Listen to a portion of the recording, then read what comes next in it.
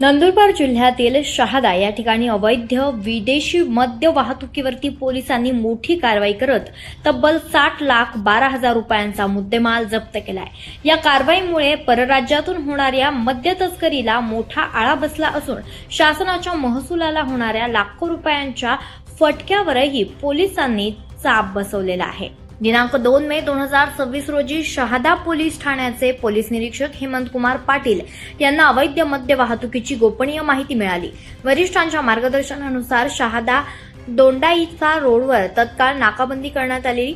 यावेळी RJ27 EG 9527 क्रमांकाचे Eicher container संशयास्पदरित्या न थांबता भरधाव वेगानं प्रकाशा रोडकडे पळण्याचा प्रयत्न करत असल्यानं पोलिसांनी पाठलाग करून ते वाहन MSEB सबस्टेशन प्रकाशा रोडवर अडवलं।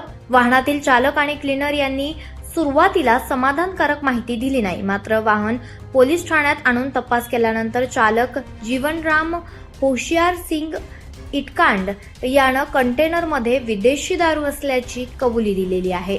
सदर कंटेनरमधून विविध ब्रँडच्या विदेशी मद्यांचा मोठा साठा जप्त करण्यात आलेला आहे। यामध्ये चार्ली वोडका 95 खोके, ग्रे वॉल्फ जांभूळ मिंट वोडका 85 खोके, त्याचबरोबर रॉयल चॅलेंज विस्की 40 खोके, चार्ली रिझर्व्ह विस्की 190 खोके आणि किंग्स गोल्ड सुपर व्हिस्की 125 खोके, प्रत्येकी खोक्यात 180 मिलीच्या 48 बाटल्या, एकूण मद्य किंमत 30,12,000 रुपये, त्याचबरोबर आयशर कंटेनर किंमत 30 लाख रुपये, एकूण मुद्देमाल 60,12,000 रुपये असा आहे।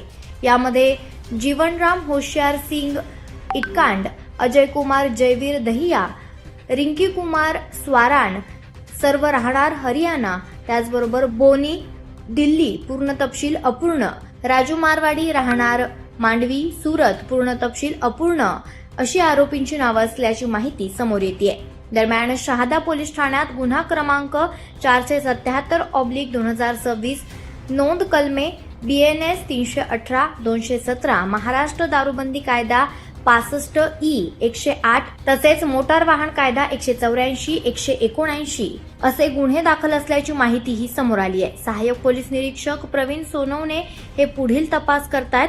अशा प्रकारच्या अवैध विदेशी मद्य तस्करीमुळे शासनाचा लाखोंचा महसूल बुडतोय, तसेच परप्रांतीय तस्करांमुळे स्थानिक कायदा आणि सुव्यवस्थेला गंभीर धोका निर्माण होतोय।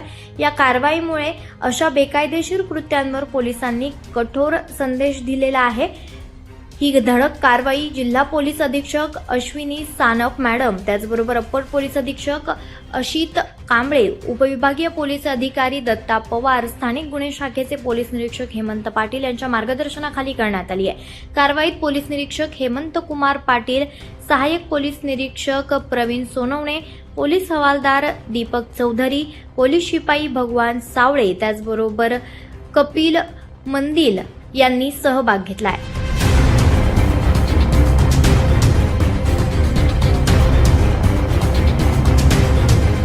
24 लाईव्ह महाराष्ट्र न्यूजसाठी जगन ठाकरे, शहादा।